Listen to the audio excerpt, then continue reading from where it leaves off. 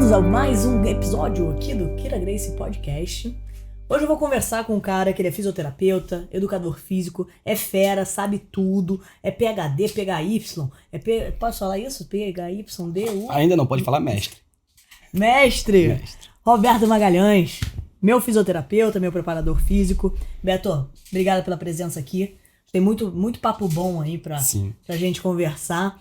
E ó, o Beto é das polêmicas. Ele fala o seguinte: essa história aí de que liberação miofascial tem que doer. Será que tem que doer? E aquele negócio da ventosa nas costas, cheio de hematoma. Será que é bom? Será que não é? Pode treinar com criança? Será que criança pode fazer preparação física? O que é liberação miofascial na verdade? O que é mobilidade? Será que todo mundo pode fazer mobilidade? Tem muita coisa boa aqui pra gente conversar, Beto.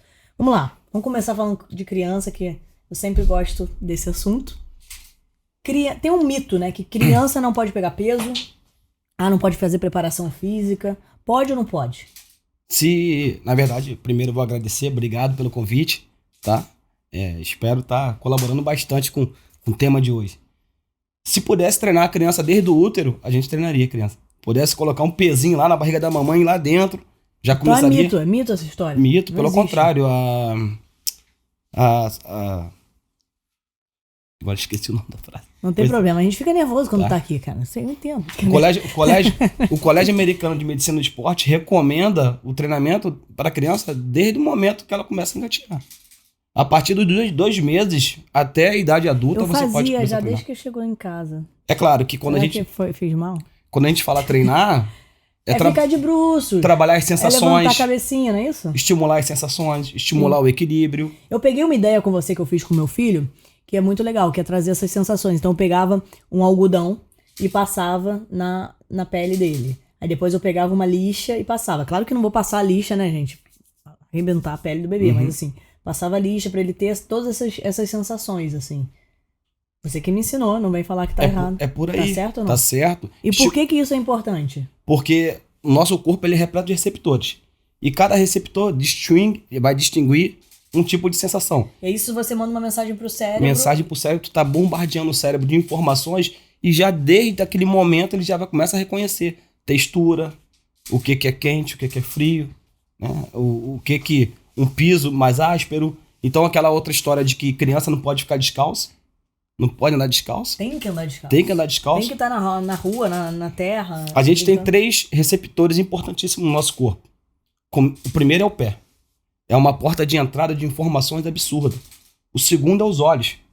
Também outra porta de entrada absurda. Então, por exemplo, criança que não foca o olhar, a gente tem que estar atento a isso. Porque é outra forma de tá enviando informações para o cérebro, tá processando isso e o cérebro vai responder. E uma outra porta de entrada também de informações é a pele. Então, pé, pele e olhos, isso tem que ser estimulado desde o berço. Desde o berço. Nas aulas de jiu-jitsu que eu faço para bebês, né, a gente começa com 6 meses de idade, eu trago todas essas percepções, essas ideias, e tudo com fundamentos, né? Eu acho que o mais importante é quando você for trabalhar com bebês e com crianças, é você entender sobre isso, estudar, né? Estudar não só a sua especialidade, no caso a minha é o jiu-jitsu, mas assim, ter um educador físico, um fisioterapeuta como você, um psicomotricista, né? Uma psicóloga, uma equipe multidisciplinar para poder guiar o caminho ali. É muito importante, porque uma criança que não recebe essas informações, ela fica sendo, se é que podemos falar assim, amputada dessas sensações. E quando ela não recebe, vai passando o tempo, ela vai se tornar um adulto com algum déficit de movimento, algum déficit motor. E às vezes você pega um adulto, pede ele para realizar um certo tipo de movimento, ele tem muita dificuldade e você fala, mas como que tem essa dificuldade? Porque em algum momento isso não foi feito na idade certa. Então eu vou fazer uma pergunta aqui, Roberto. Qual a importância do exercício físico para a criança? Com que idade eu devo começar? A partir dos 2 meses de idade. Você já começa a estimular as sensações e o equilíbrio. Quando a gente fala exercício, a gente entende que exercício é alguma coisa pensada, elaborada e aplicada de forma rotineira. Por profissionais. Por profissionais, principalmente. Tem que ser por profissionais, capacitados, né? A criança tem que ser passada pelo médico, ser liberado pelo pediatra, e depois ele vai fazer ou com o profissional fisioterapeuta ou com o profissional educador físico. Qual a diferença que você vê numa criança que teve esse cuidado, né? Esse trabalho psicomotor, né? Sensorial, e crianças que não tiveram esse trabalho? Muita dificuldade, por exemplo, eu pegar adolescentes e o adolescente falar que não sabe correr. Adolescente falar que não sabe saltar, dar um salto. Correr. Não sabe correr, né? Aí as pessoas confundem, correr não é andar mais rápido, não. Andar rápido é uma coisa, correr é outra coisa, são coisas completamente diferentes. Correr não é só andar mais rápido. Existe toda a parte de coordenação motora entre membros superiores, membros inferiores, estabilidade de tronco. Se isso não está dentro do movimento, vai ter um déficit. E é o momento onde o profissional tem que saber identificar, parar e retroceder, reensinar. E aí dá tempo, tipo, ou chega uma hora que fala assim, cara, já era. Se esse adulto não sabe correr, não sabe pular, não vai saber nunca, ou tem como você não voltar no tempo, mas assim, fazer uma escolinha para que ele consiga pegar esses movimentos. Até o momento que o coração estiver batendo, tem como aprender. E vai dar mais trabalho, óbvio. Dá mais trabalho. Né? Mas todos têm capacidade de aprender o que foi pulado, aquela etapa, mas tem que ser uma coisa metódica, orientada, bem direcionada, senão vai se machucar. É onde vem as lesões. Então vamos supor, você pega um adulto que pulou uma etapa. Na nossa época, vou falar na minha época... Quais são as etapas? Porque eu acho que é importante entender as etapas primeiro, para depois saber assim, será que eu pulei essa etapa? Então, a gente sabe que o bebê quando nasce, a coluna dele é em forma de C, porque é a posição fetal, né? A coluna é em forma de C, é uma cifose, a gente chama isso, na nossa coluna a gente tem lordose e cifose, uma concavidade e uma convexidade. A nossa torácica, a dorsal, é uma convexidade, né? Então, quando a criança nasce é isso. A partir do momento que a criança fica de bruço e começa a levantar a cabeça, começa a formar a primeira curvatura secundária, que é a cervical. Por isso que é importante colocar a criança de bruço. Sim, porque já começa a estimular a musculatura de receptores dessa região nucal, para formar a primeira curvatura secundária, que é a cervical. A partir do momento que ela senta, começa a formar a segunda curvatura secundária, que é a lombar. E se pula uma etapa? Vamos supor, a criança saiu do deitado para de pé. Na minha época tinha uns andadores, que botava a criança no andador. Sim, eu lembro disso. Aquilo ali era um veneno para o movimento. Porque a criança saía da posição de deitada e ia direto para de pé. Ela não sentava, ela não engatinhava. A gente sabe que o engatinhar da criança é uma dissociação entre as cinturas escapular e pélvica.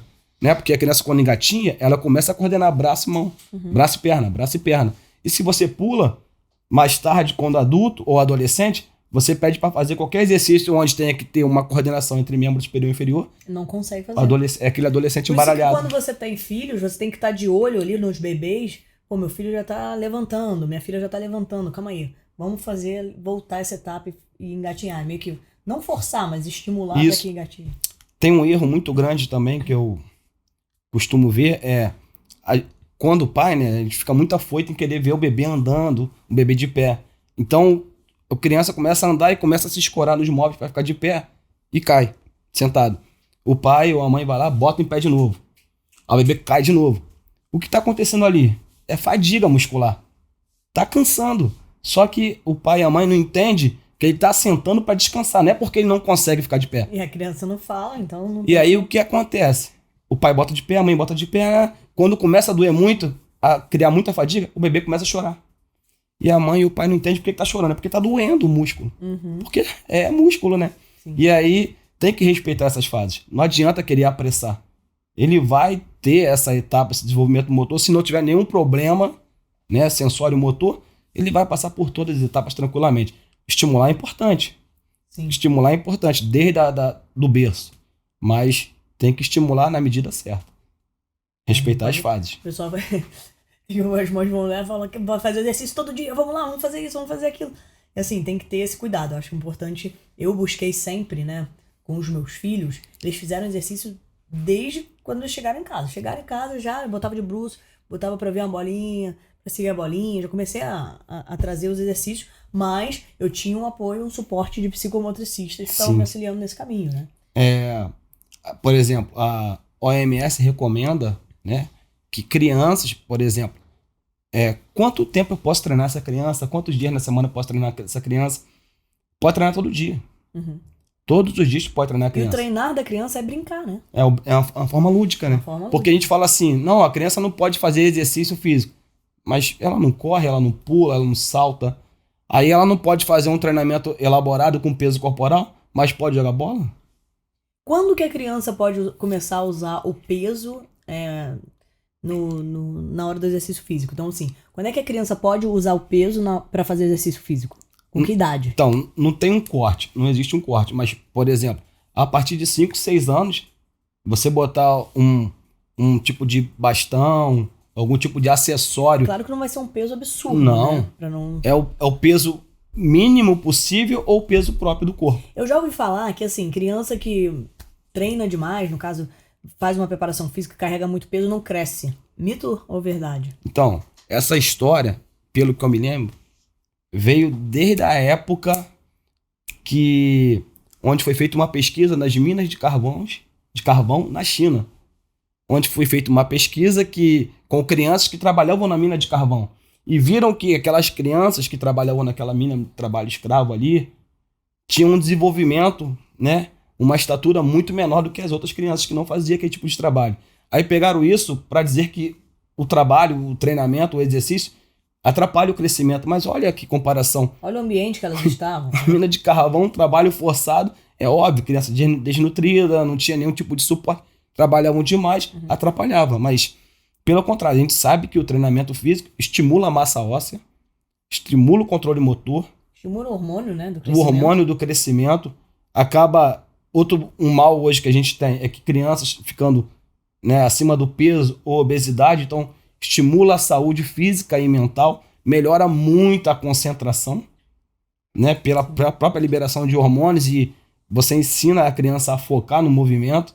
E o que é mais importante é um ambiente social, né? Faz com que a criança interaja com outra criança e aprenda as regras do jogo. Isso é importante, porque as regras do jogo é a regra da vida. É o que se repete. E hoje eu vejo assim, tem muitas crianças com transtornos, né, déficit de atenção, e o quanto que o esporte, o exercício físico contribui para essas crianças terem um melhor foco, né? Total. A partir desse momento ele começa a entender que para fazer parte daquele ambiente ele tem que seguir algumas regras. E é importante que ele siga essas regras para poder participar de uma forma leve, descontraída, e ele vai... Para gastar energia, né? Porque... E ele vai querer estar ali. Então ele vai querer participar. E a gente sabe que tem que gastar energia. Sim. Crianças assim, até 5, 6 anos, ela pode fazer atividade, inclusive mais de 1 hora por dia, todos os dias, incluindo finais de semana. Sábado e domingo. Sim. Mas quando a gente fala atividade, é qualquer atividade. Correr, brincar, subir, descer, escorregar. Mas deixar brincar. Aquela criança que fica o dia inteiro no computador... É o que mais tem hoje, né? Presa no apartamento. No tablet, todo mundo no computador, né? Então, sem contato com a terra, né? Nossa, com o chão, com o andar descalço. Então, inclusive na fase de desenvolvimento motor e do crescimento, a gente sabe a importância do pé e o movimento de garra do pé. Hoje em dia trabalha a coordenação motora fina, né? Hoje em dia as crianças, devido ao calçado, né? A gente sabe também que dependendo do local onde ela tá, brincando, jogando, correndo, o chão é importante, está sendo observado. Mas se você não põe uma criança para pisar no chão, descalça, a planta do pé, a sola do pé é rica em receptores. Como é que vai formar os arcos plantares? Se tu não está estimulando aquele isso. pé chato, é isso o nome? Qual o nome? É o pé plano, né? Pé plano. Plano ou pronado. Pode falar chato, não? Pode também. É um apelido que se dá também. Mas isso tem a característica de cada um. Tem pessoas que têm uma tendência a ter um pé mais pronado do que o outro, mas mesmo assim tem que pisar descalço no chão, tem que estimular o movimento do pé. Sapatos de criança que tem um bico muito fino, isso é um veneno pro pé. Sim.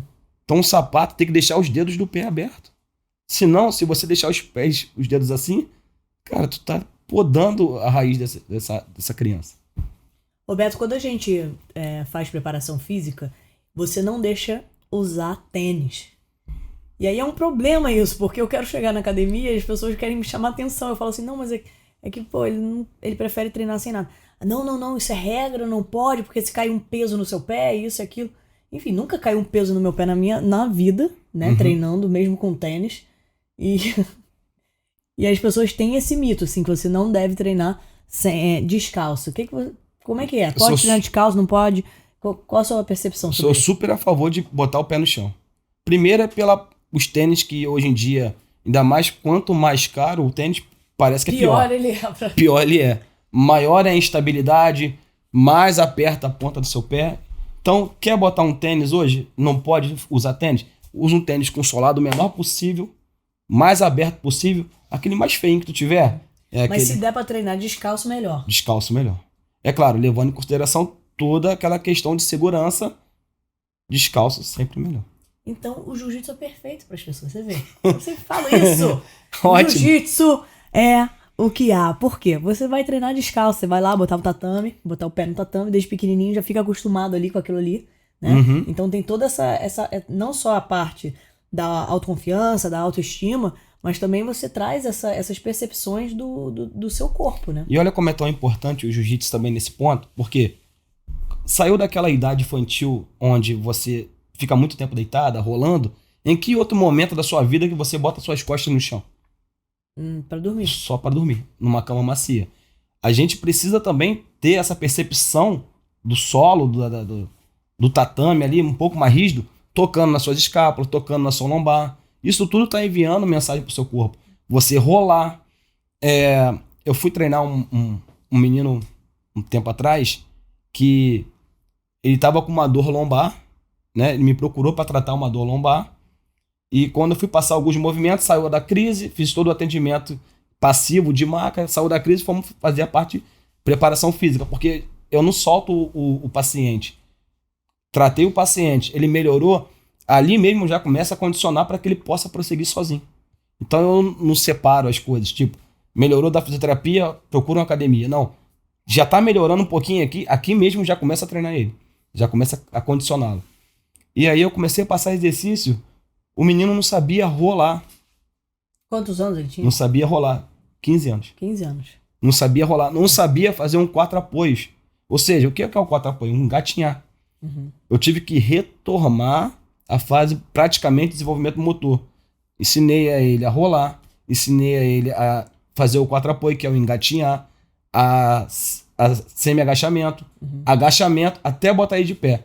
Eu vejo assim, por exemplo, muitas vezes, né, quando a pessoa não faz o jiu-jitsu e ela cai no chão, seja por uma situação de agressão ou que ela caiu na rua, a pessoa fica tão vulnerável ali que ela não sabe como agir. Não sabe. Porque é isso, deitou só pra dormir. E aí quando você tá no chão, você não sabe como mexer suas pernas, aí você fica totalmente vulnerável. Totalmente vulnerável. Né? E assim, numa questão de agressão, né, de briga, aconteceu, alguém veio te bater, se você cair no chão, cara, o jiu-jitsu é perfeito pra você não só não se deixar cair nessa situação, né, ter a parte de defesa pessoal, de entender as distâncias, mas quando cair no chão, você usar sua perna, né? É onde você vai estar confortável, onde a maioria das pessoas não ficam confortáveis. Fica igual uma tartaruga de casco pra... Parece que tem uma tartaruga de casco pra cima e não consegue sair do lugar. Não consegue nem sair. Não consegue nem sair. Vem cá, tem diferença de treino de homem, de menino pra menina? Na infância, não.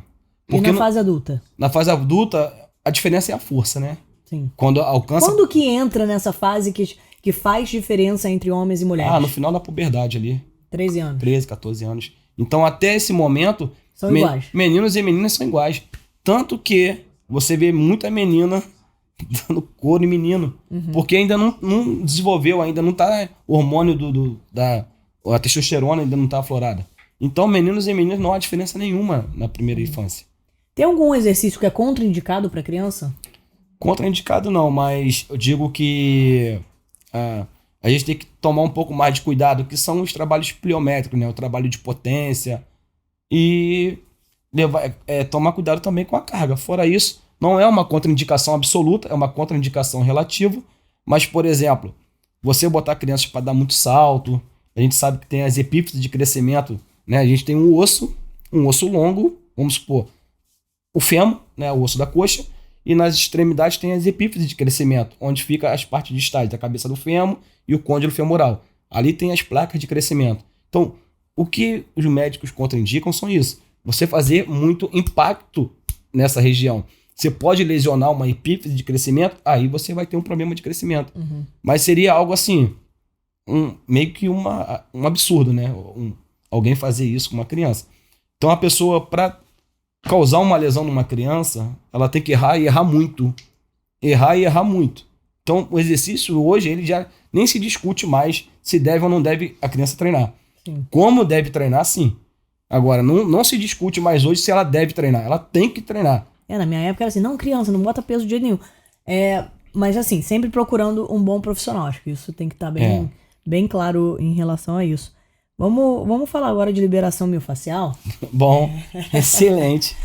Liberação miofascial, né? Quando eu falo sobre isso, as pessoas, ai caramba, dói demais. Meu Deus do céu, é muita dor que eu sinto. Dor pra relaxar. Faz sentido? Nenhum sentido. Né? A começar pelo nome, né? A gente sabe que esse nome é um nome comercial. Liberação miofascial.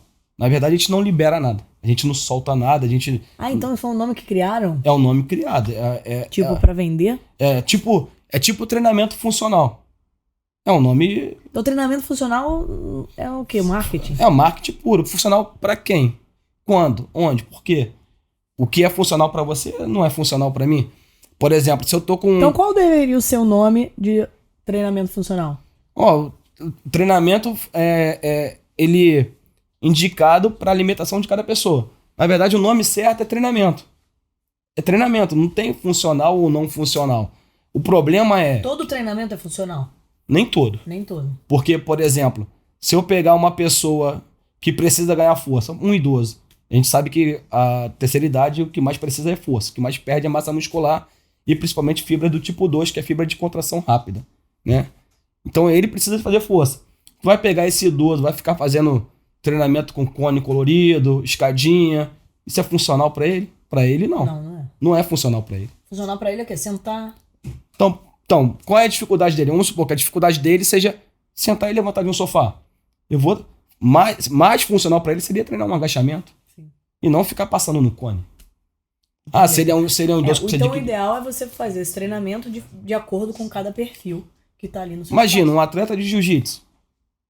É funcional colocar ele numa musculação onde só usa aparelho?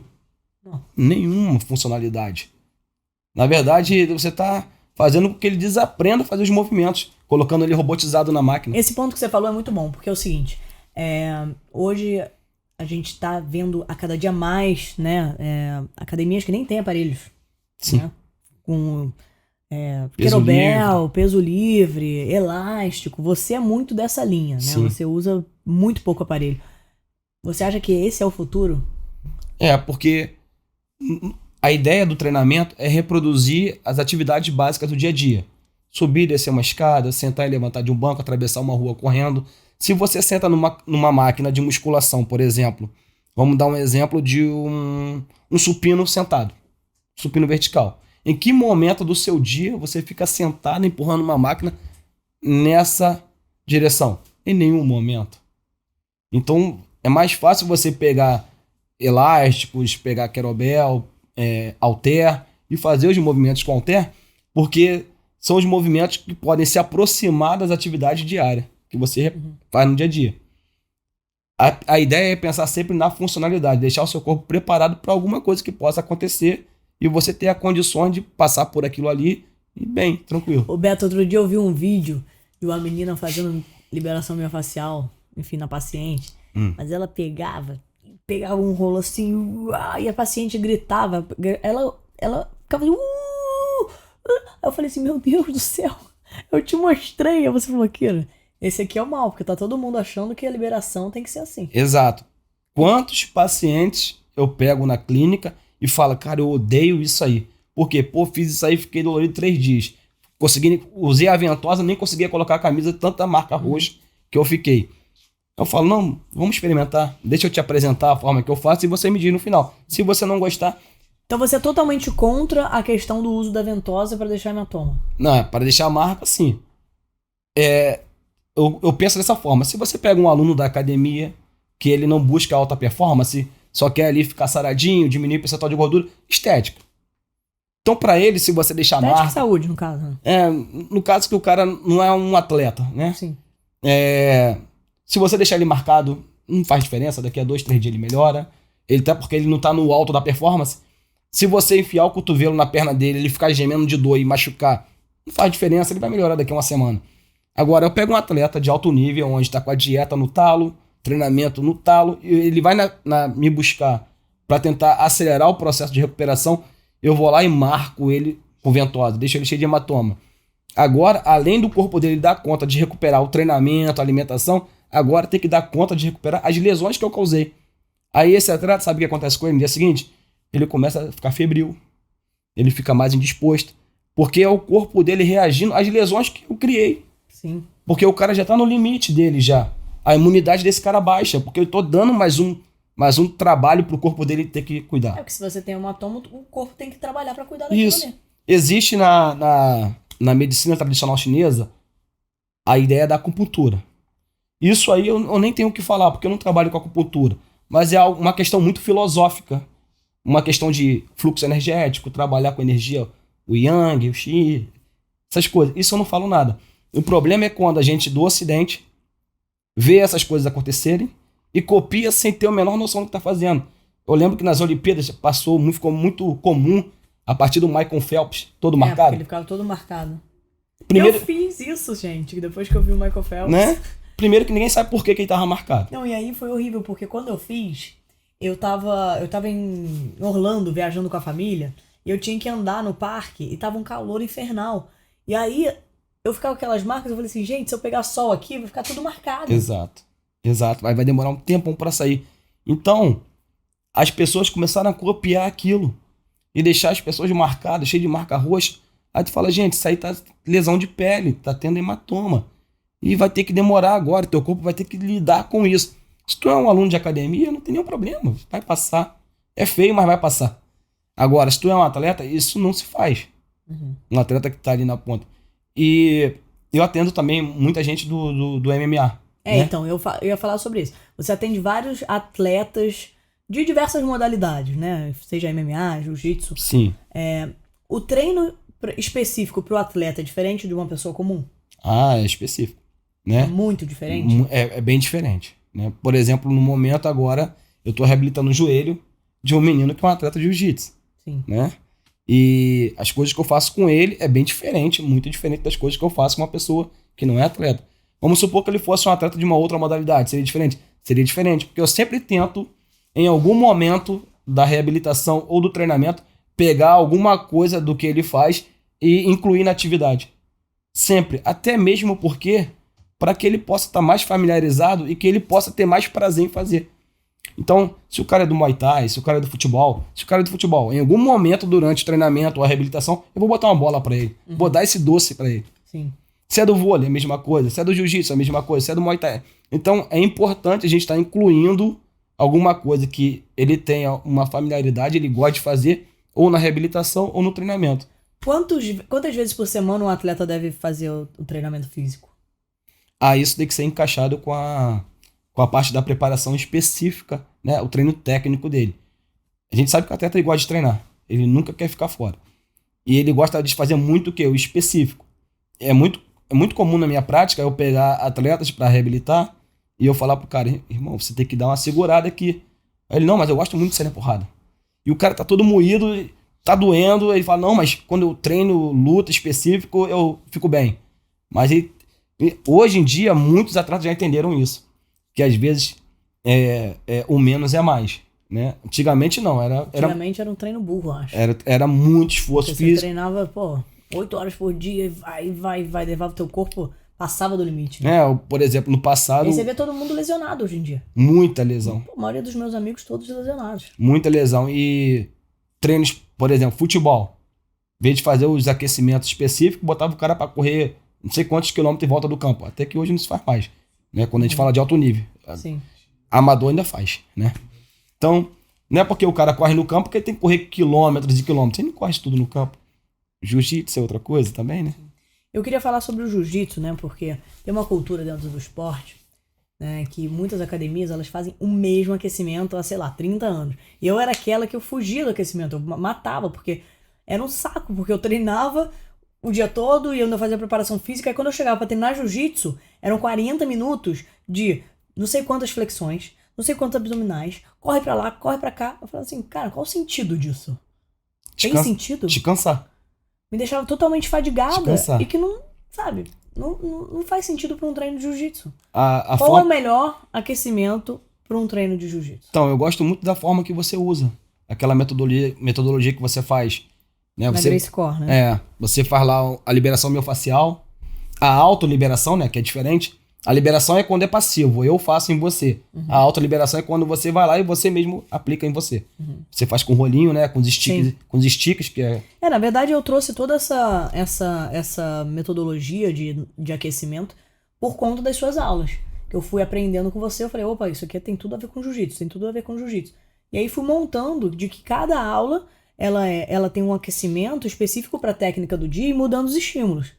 Então é mobilidade, liberação miofascial, uso de elásticos. Isso. A ideia primária da liberação é você hidratar o tecido. Então, vamos supor, a gente sabe que uma das causas de dores hoje são as tensões musculares. Ou seja, por estresse físico, excesso de trabalho, né, na academia, no treino específico de luta, ou seja, por estresse emocional. Tu tá passando por algum período. O emocional conecta total com o corpo. Total. Quem acha ainda que não tem nada a ver, esquece. O corpo ele vai refletir. Ele vai refletir o que tá acontecendo no seu emocional. Aí aquelas tensões musculares. Se eu tenho, vamos supor, um músculo do trapézio muito tenso, aqui, rígido, contraído o tempo inteiro, imagine um músculo contraído, imagine o seu bíceps, você contrai o bíceps, mantém ele contraído o dia inteiro.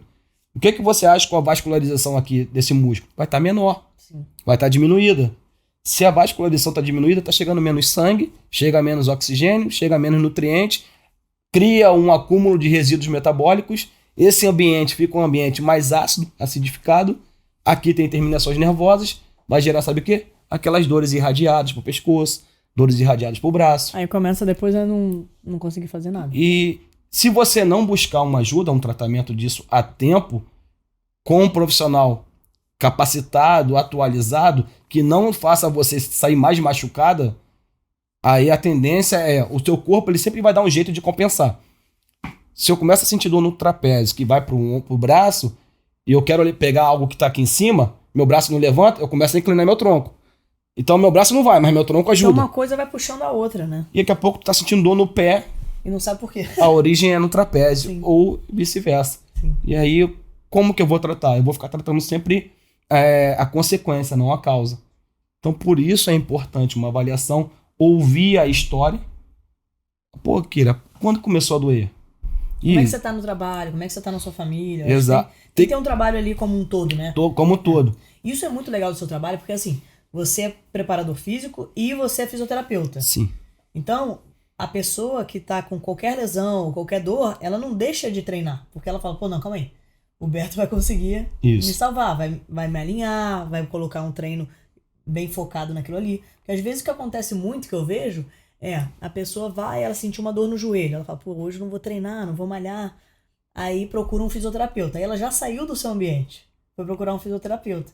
E depois pra voltar é muito mais difícil. Muito mais difícil. E esse é um gap absurdo nas academias, nos centros de treinamento.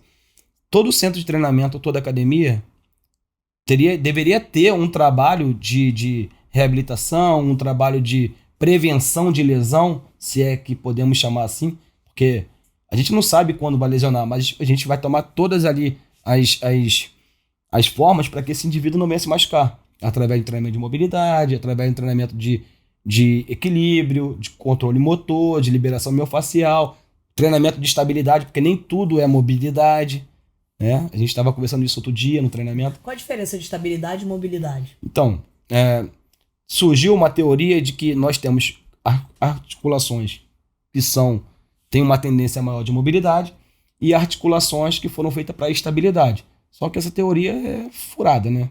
Todas as articulações elas têm que ser móveis e estáveis ao mesmo tempo. Então, vamos supor, eu tenho aqui uma menina que tem um episódio de entorse de tornozelo, de inversão. Torceu o tornozelo. Isso. Tem pessoas que viram o pé toda hora, né? Sim. Torce tornozelo. Ainda mais se você já torceu várias vezes, mulheres de salto alto. É muito comum eu ouvir relato e falar assim, meu pé vira toda hora, nem sinto mais. Né? Então, esse é um tornozelo hipermóvel. É um tornozelo que está com excesso de movimento. E aí, chega na academia, a pessoa tem uma dificuldade de fazer um agachamento. Como hoje a moda é mobilidade, o professor, ou quem está lá com essa pessoa, pode falar, trabalhar a mobilidade de tornozelo. Mas ele nem ouviu o histórico da pessoa. E aí vai dar mais mobilidade no tornozelo hipermóvel, vai piorar todo o problema. Eu teria o que você tem que fazer nesse caso? Um trabalho de fortalecimento, um trabalho de estabilidade, um trabalho de controle motor, tentando ver... Pode ser? Propriocepção ali em cima Total propriocepção. Em cima das coisas. Exatamente. Se eu tenho um pé com excesso de movimento, em algum outro lugar eu tô perdendo movimento para compensar. E às vezes esse outro lugar pode ser joelho, pode ser quadril, pode ser a lombar. Eu tenho que investigar. Porque o nosso corpo sempre compensa. Se eu tô com uma dor na lombar e não posso mexer minha lombar agora, o teu quadril, a sua torácica ou a tua cervical vai movimentar mais para compensar. É porque às vezes, por exemplo, eu tô com dor na cervical. Aí você vai lá e mexe no meu pé. Eu falo, pô, Beto, o que você tá fazendo aí? Exato. Porque através da avaliação a gente sabe que tem músculos que conectam a sola do teu pé à tua cervical. Sim. Da cadeia posterior. Tem teorias que trabalham com cadeias musculares e existem várias escolas. Né? Eu sou formado em algumas que trabalham sempre com cadeias. Vamos supor, tu tá com dor na cervical. Eu vou olhar a tua cervical. Se eu não encontrar nada na cervical, eu vou pro seu ombro. Se eu não encontrar nada no ombro, eu vou pra sua torácica, eu vou pra sua lombar, pro quadril. Vai ter vez se eu chegar no pé e eu ver que o problema tá no pé. Ó, vamos trabalhar aqui o seu pé. Não vou deixar de mexer na cervical, mas vou trabalhar também o seu pé. Porque na minha visão, naquele momento, era isso que eu vi. Quem tem hérnia de disco pode treinar? Deve treinar.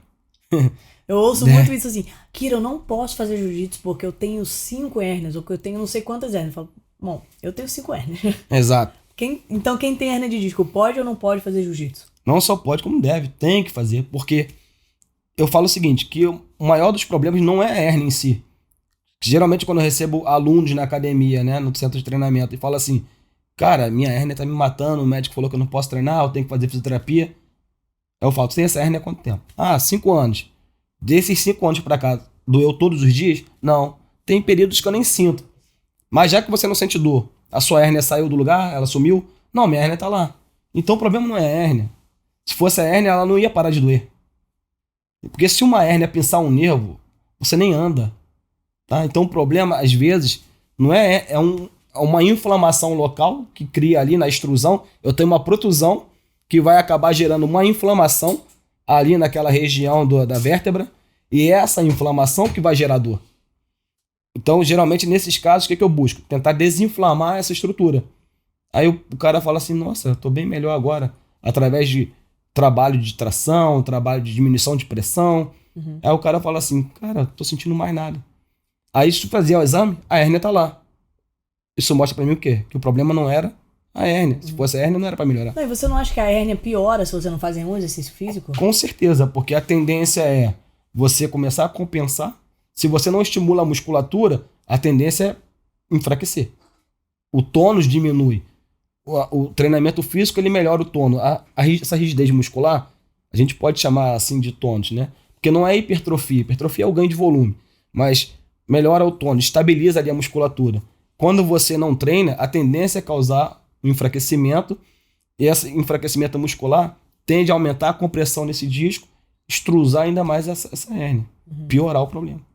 Ô Beto, você quando você treina, né, atletas de alto rendimento, como que você percebe ali quem realmente vai ser campeão ou campeão? Não é algo muito fácil de dizer, né? Mas a gente sabe que tem extra campo, extra jogo, extra tatame. Tem aquelas pessoas que têm a gana, né? No sangue ali, aquela vontade de vencer. E ela mostra isso já no treinamento, né? Já no treinamento. No treinamento, na reabilitação. Frescura, vai, não falta, não chega atrasado, tem aquela forma. É muito diferente. Você vê que a pessoa é diferenciada, né? É diferenciada. A pessoa é diferente. Roberto, voltando a falar de liberação miofascial, né? Tem assim, por exemplo, tem uma... Quando você vai fazer a liberação, você pode fazer para qualquer lado? Você tem que seguir uma direção específica, direção do músculo, como é que é? Dizem isso por aí, né? Mas é um erro.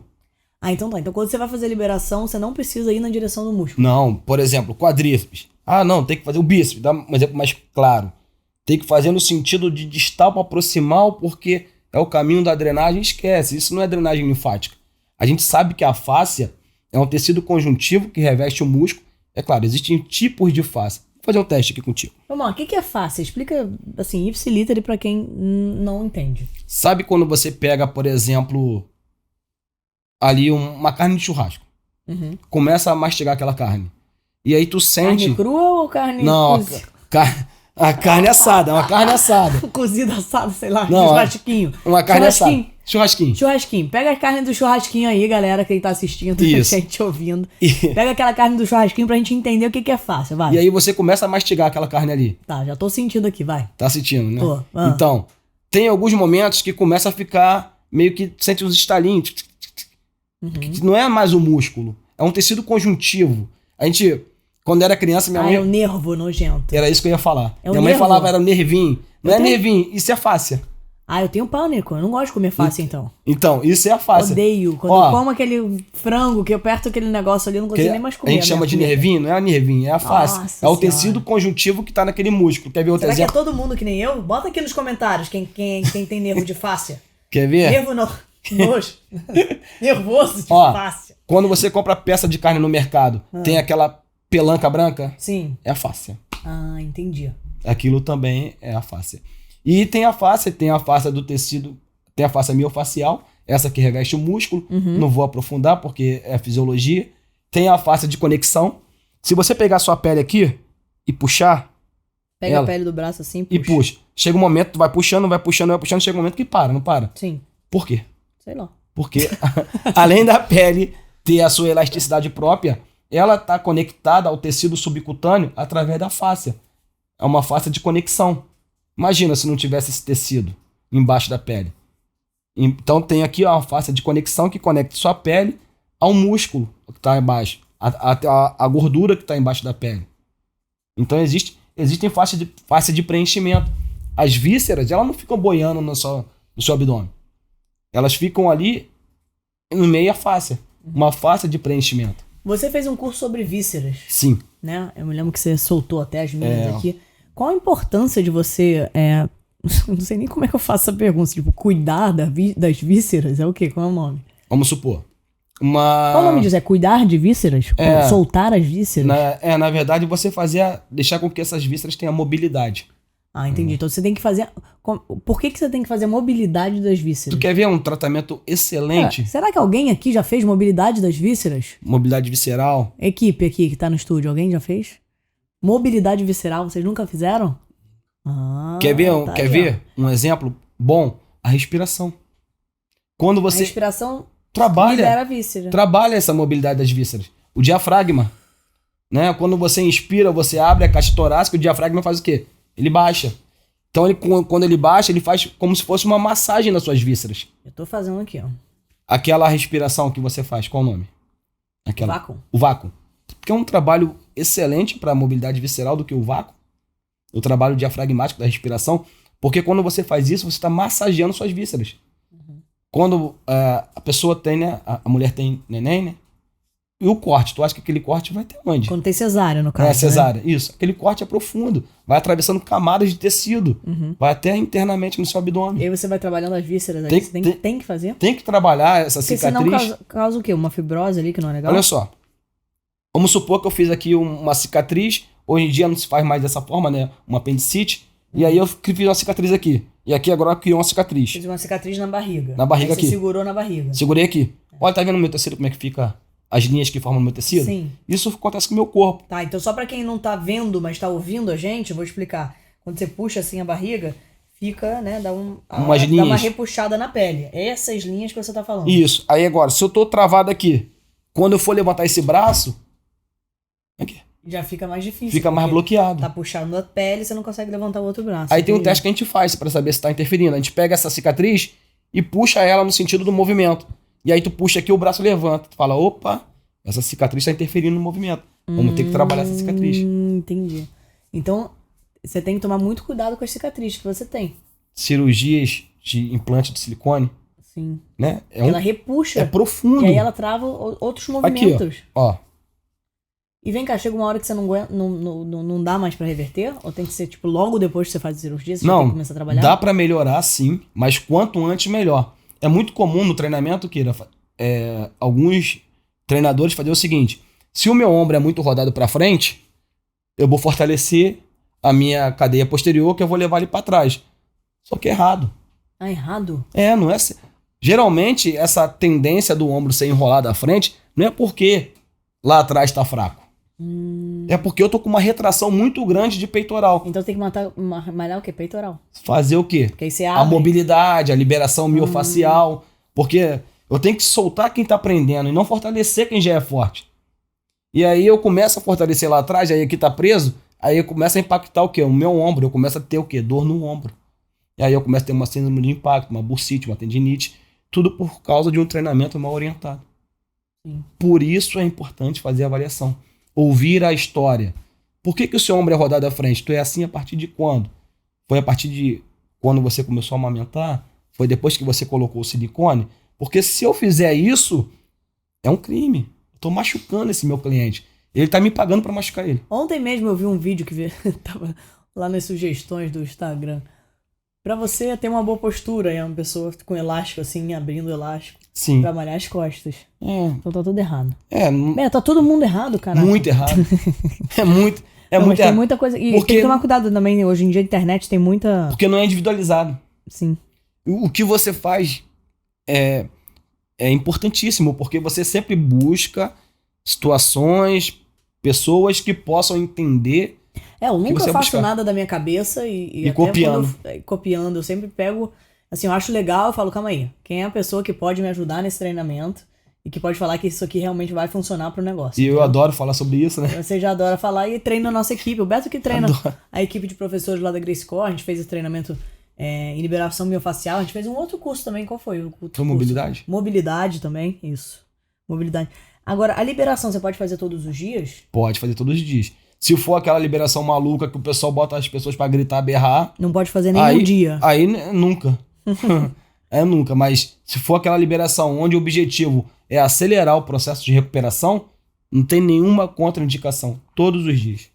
Ô Beto, você tem umas coisas que eu vejo que você sempre tá falando assim. Não, Kiro, isso aqui não existe. As pessoas ficam falando demais. Mas, pô, é um absurdo o que estão fazendo. O que mais que você acha que tá no senso comum, mas que não deve ser seguido?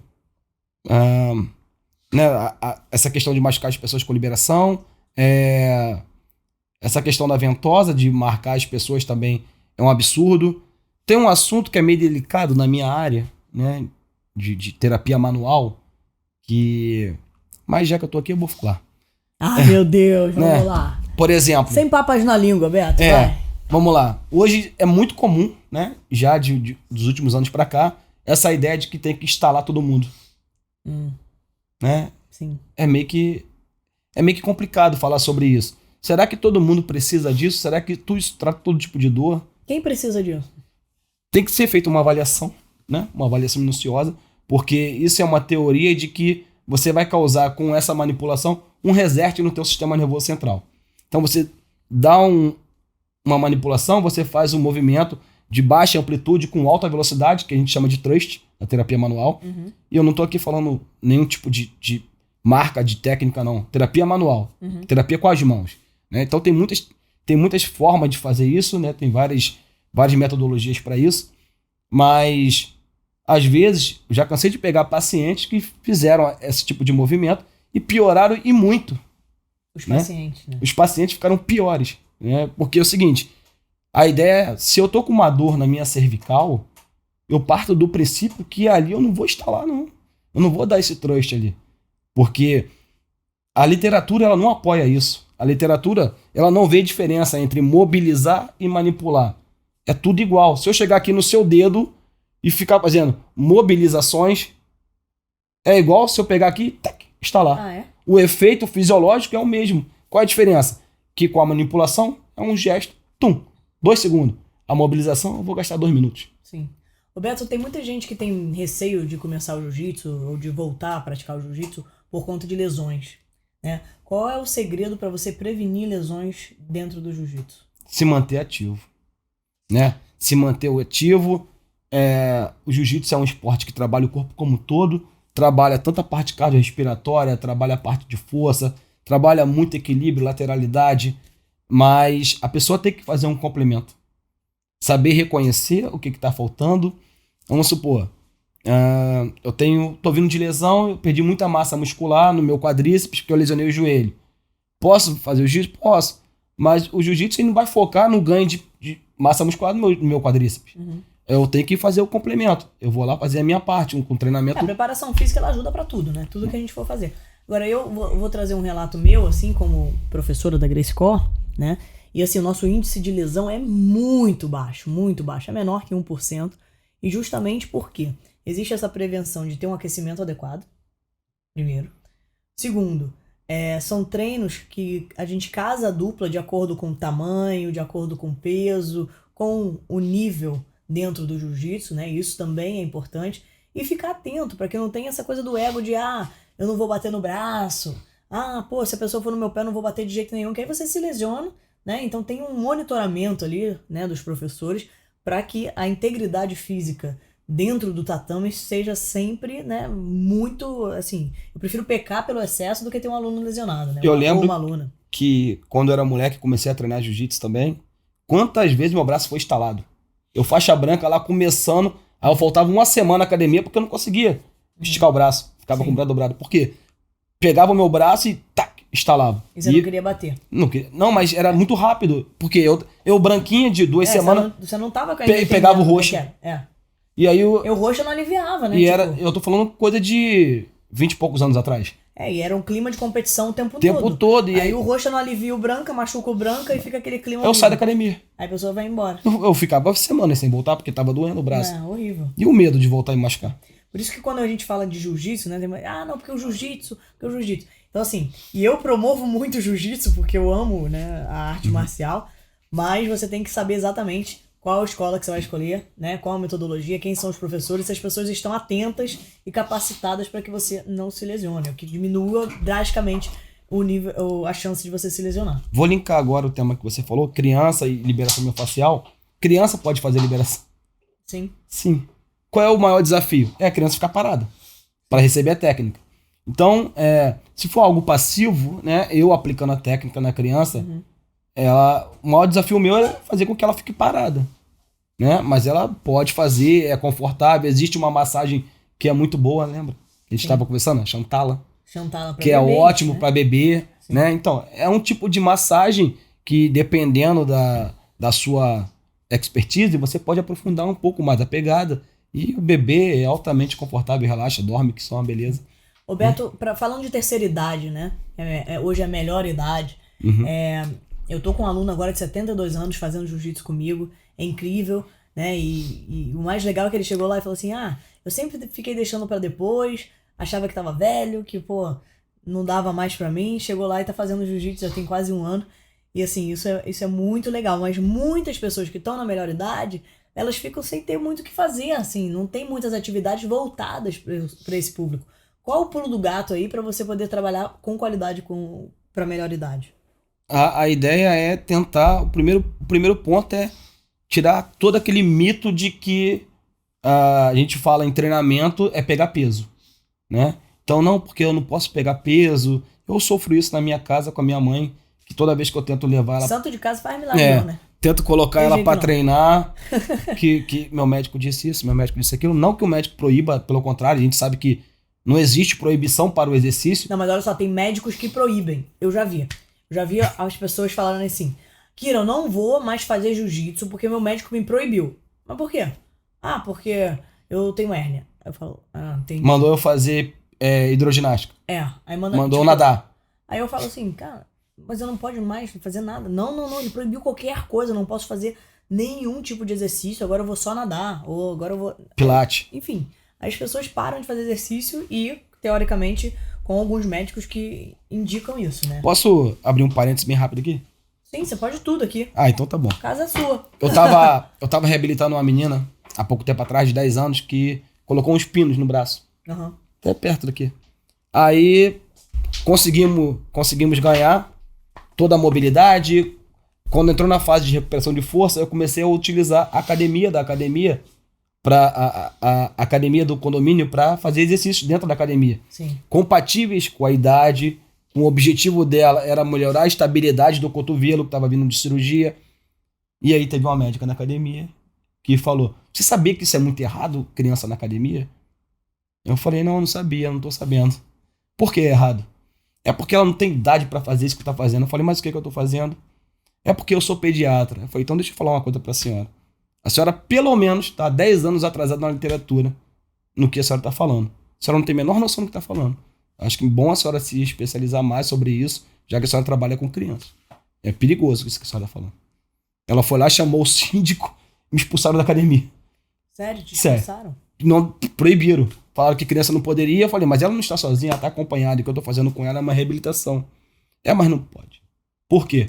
Porque é a regra. É a ignorância, né? É a regra, né? Tipo, não tem justificativa, é a regra. É a ignorância. Beto, eu trouxe um presente aqui pra você. Pô, mas obrigado. Tem que abrir pra ver se gostou. Vamos ver o que é. Aqui ninguém sai sem abrir presente. Primeiro conseguir abrir. Vamos lá, deixa eu ver se a sua coordenação motora fina está boa. Tô treinando. Pra ver se ele tá conseguindo tirar o adesivo pra abrir o presente. Esse adesivo é bom. É adesivo daqui. Adesivo da faixa preta, pô. O adesivo gruda mesmo. Mais um adesivo. Mais um adesivo. Aí, essa aí você não tem. Foi difícil lá, eu falei, cara, o Beto tem toda a coleção da Gracie Corp. Já adorei. Essa aqui você não tem. Essa camisa nova aí. Linda. Pra você representar. Sempre. Beto, quem quiser conhecer o seu trabalho, como é que entra em contato com você? Eu uso muito minha rede social, né? Sim. Beto Magalhães. Beto Magalhães tá com curso online agora também? Estamos lançando curso online. Seu curso você fala sobre o quê? Nesse curso específico é sobre liberação miofascial descomplicada. A gente vai falar sobre tudo isso aqui e muito mais, mitos e verdades e muita prática. Você tem certificação agora?